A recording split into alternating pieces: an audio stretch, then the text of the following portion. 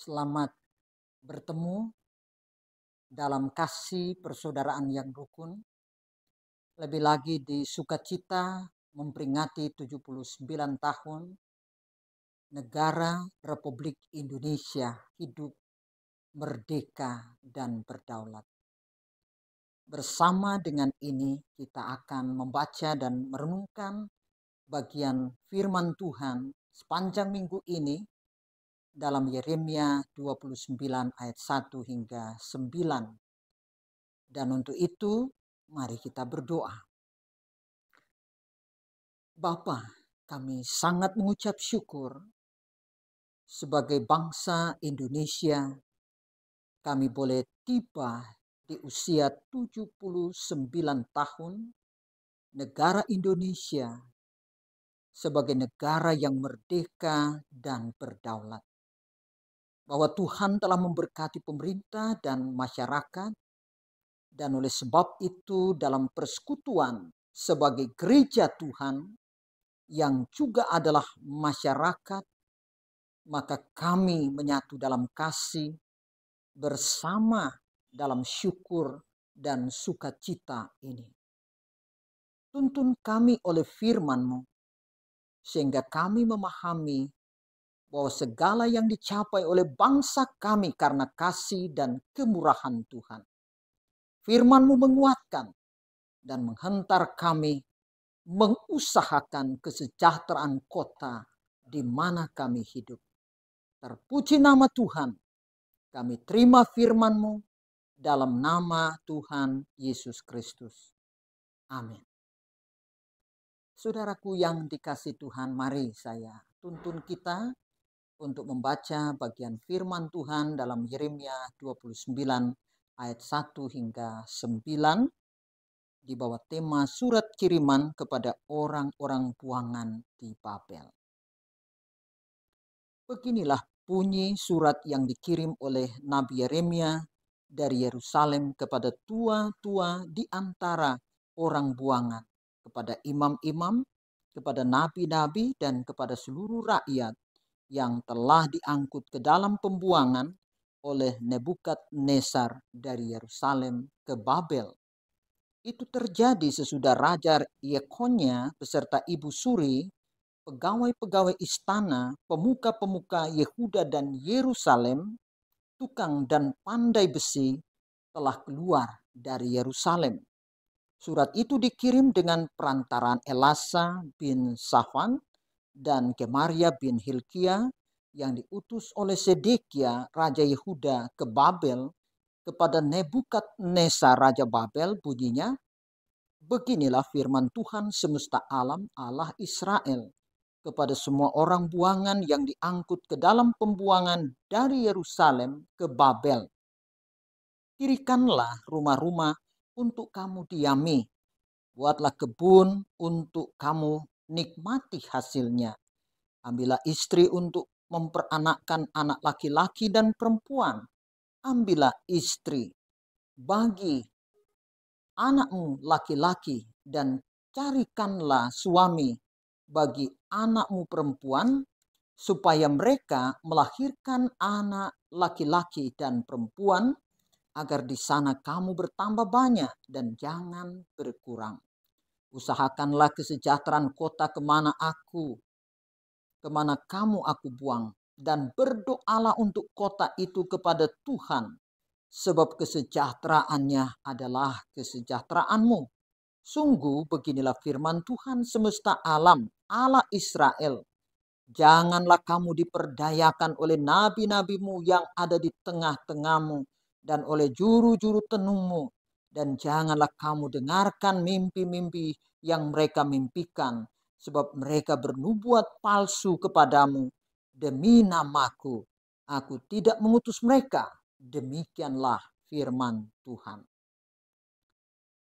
Saudara-saudara yang dikasihi dan diberkati Tuhan, perenungan kita minggu ini bertemakan usahakanlah dan berdoalah untuk kesejahteraan kota. Saudara-saudaraku yang dikasihi dan diberkati Tuhan Yesus, Kitab Yeremia berisikan cerita kehidupan seorang nabi yang dipanggil Tuhan Allah untuk menyampaikan pesannya kepada bangsa Israel. Dalam kitab ini ditemukan pesan-pesan kehendak Tuhan Allah yang senantiasa dilakukan oleh bangsa Israel. Juga menceritakan pekerjaan seorang nabi yang bekerja pada masa-masa sulit yang dilalui umat Tuhan sebelum mereka diangkut ke pembuangan Babel dan setelah mereka di Babel. Yeremia adalah salah satu nabi yang dipilih Tuhan Allah sejak ia dalam kandungan ibunya. Yeremia 1 ayat 5. Yeremia berarti Tuhan Allah adalah tinggi luhur. Sekitar tahun 598 sebelum Masehi, Raja Nebukadnezar mengangkut Raja Yehuda yaitu Yoyakin dan sebagian besar penduduk Yerusalem termasuk tua-tua, para imam dan nabi-nabi ke dalam pembuangan di Babel. Dari antara mereka yang tidak diangkut ke Babel dan tertinggal di Yerusalem, terdapat seorang nabi Allah yang masih muda, anak Imam Hilkiah dari Anatot di tanah Benyamin bernama Yeremia. Ia mengirimkan surat kepada tua-tua di antara orang buangan, kepada imam-imam, kepada nabi-nabi, dan kepada seluruh rakyat yang telah diangkut ke dalam pembuangan oleh Nebukadnezar dari Yerusalem ke Babel.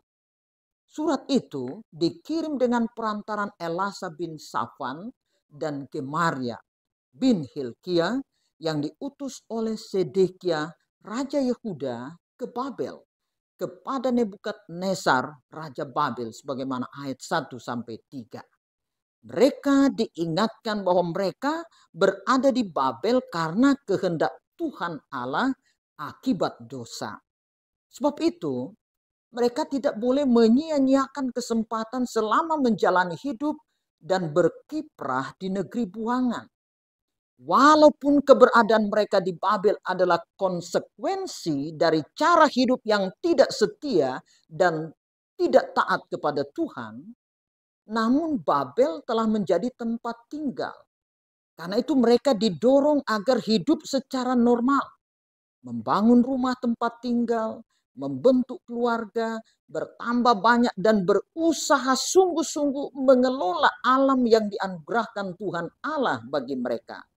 Juga menugaskan dan mengusahakan kesejahteraan atau kemakmuran kota di mana Tuhan Allah menempatkan mereka.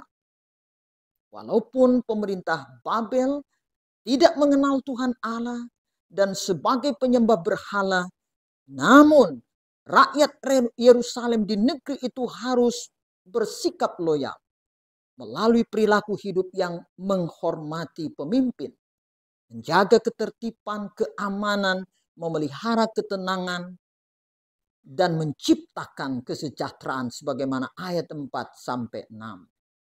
Bahkan mereka harus mengusahakan kesejahteraan dan mendoakan tempat di mana mereka berpijak atau tinggal atau menjalani hidup sehari-hari. Sebab untuk sementara waktu kesejahteraan penduduk Yerusalem bergantung pada kemakmuran Babel. Kata usahakan ini dari kata daras, memakai bentuk pil. Bentuk ini menekankan kesungguhan dan secara waktu dilakukan terus-menerus. Artinya dalam mengusahakan kesejahteraan kota, orang Israel harus melakukan dengan sungguh-sungguh dan terus-menerus sampai kesejahteraan itu benar-benar terwujud. Sebab kesejahteraan kota Babel akan menjadi kesejahteraan mereka juga. Kata berdoalah diartikan jadilah pendoa yang sungguh-sungguh dan terus-menerus untuk kota dan bangsa tempat di mana mereka tinggal. Sebab kesejahteraannya adalah kesejahteraanmu juga. Sebagaimana ayat 7. Umat Tuhan diajak agar hidup tidak egois, tidak eksklusif dan tidak tertutup.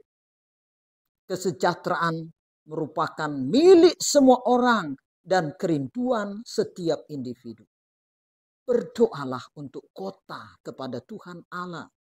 Doa menjadi landasan perwujudan komitmen iman umat kepada Tuhan Allah dimanapun dan dalam keadaan apapun. Membangun kota bukan hanya dengan kemampuan umat, tetapi juga dengan doa, termasuk kota tempat pembuangan. Bekerja dan berdoa menjadi kenyataan umat yang sesungguhnya. Doa tidak pernah egois, melainkan untuk kepentingan bersama. Di Babel, rakyat Yerusalem dapat leluasa beraktivitas, tapi kerinduan mereka akan tanah perjanjian tidak dapat dihapus. Kembali ke Yerusalem adalah sebuah harapan tentang pembebasan yang besar dan kerinduan ini tidak dapat diabaikan. Namun dalam usaha meraih harapan akan kebebasan, umat diingatkan supaya tidak mudah percaya dan jangan menaruh harapan kepada para nabi, tukang tenung, dan juru mimpimu yang memberi ajaran palsu dan menyesatkan serta penghiburan semu mengenai tahun pembebasan itu kian dekat, sebagaimana ayat 8 dan ayat 9. Karena itu ajaran yang benar adalah usahakanlah kesejahteraan kota kemana kamu tinggal. Dirikanlah rumah untuk kamu diami. Buatlah kebun untuk kamu nikmati hasilnya. Kawinkan anak-anakmu supaya kamu bertambah banyak dan berdoalah untuk kota itu kepada Tuhan Allah. Amin. Mari berdoa. Terima kasih ya Bapa. Engkau telah berfirman dan kami mendengar. Hantar kami sebagai bangsa, sebagai umat untuk taat kepada kehendak-Mu. Bahkan mengusahakan kesejahteraan kota di mana kami hidup dan berdiam. Sehingga kami menjadi berkat satu sama lain, terutama memupuk cinta terhadap bangsa dan tanah air Indonesia ini. Sehingga giat-giat membangun tidak saja tentu menjadi kewajiban pemerintah, tapi juga masyarakat. Sehingga kami bersatu padu melaksanakan tugas dan panggilan untuk menjadi alat berkat, baik untuk kesejahteraan tempat di mana kami hidup ini, tapi juga berdoa supaya pemerintah diberkati, sehingga masyarakat hidup sejahtera. Dalam nama Tuhan Yesus, kami taruh kehidupan pemerintah dan bangsa Indonesia, demikian kehidupan persekutuan umat dan pelayanan gerejamu. Terpujilah Kristus. Amin. Saudaraku yang diberkati Tuhan, mengusahakan kesejahteraan kota menjadi tanggung jawab bersama. Sehingga tidak kita berkata apa yang pemerintah patut berikan kepada masyarakat, tapi sebagai warga masyarakat yang baik, kita juga dapat berkata dari dalam diri kita dan dalam persekutuan bersama apa yang bisa kita buat bagi negara kita. Kesejahteraan kota juga akan nyata ketika ada doa-doa bersama untuk keutuhan bangsa, untuk kejayaan negeri, karena Indonesia adalah berkat Tuhan bagi kita. Tuhan memberkati. Amin.